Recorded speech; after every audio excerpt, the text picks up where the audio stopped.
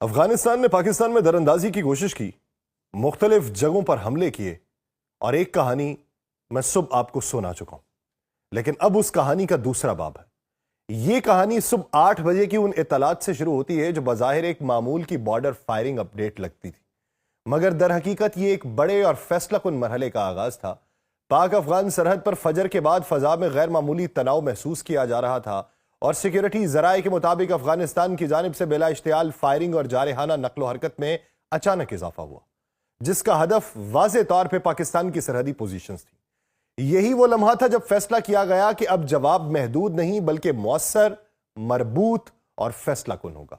صبح 8 بجے کی پہلی اطلاعات میں بتایا گیا کہ پاکستان کی مسلح افواج نے افغان طالبان رجیم کی جارحیت کے جواب میں بھرپور دفاعی اور جوابی کارروائیاں شروع کی ہیں، خاص طور پہ قندھار کے اطراف میں۔ وہاں پر موجود افغان طالبان کے لاجسٹکس نیٹ ورک کو ہدف بنایا گیا۔ سیکیورٹی ذرائع یہ بتاتے ہیں کہ پاک فوج نے نہایت درست انٹیلیجنس کی بنیاد پہ کارروائی کرتے ہوئے ان مراکز کو نشانہ بنایا جہاں سے سرحد پار حملوں کے لیے رسد، اسلحہ اور نفری کی ترسیل ہو رہی تھی۔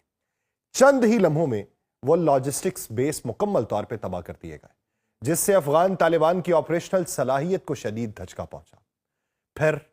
موجودہ منظرنامے تک کہانی کون کون سے رخ اختیار کرتی رہی ہے، اس کا تذکرہ اسی ویلاگ میں۔ آپ سب پر سلامتی ہو، میں یاسر رشید ہوں اور آپ دیکھ رہے ہیں سنو نیوز۔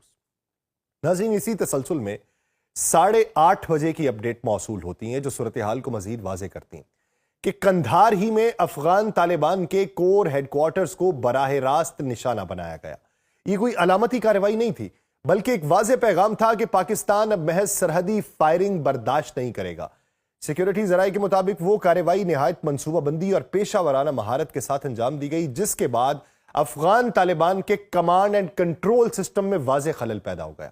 پھر 9 بجے کی اطلاعات آئیں جس نے جنگ کے پھیلتے ہوئے دائرے کی نشاندہی کی، اور اس بار محاذ خوست کا تھا،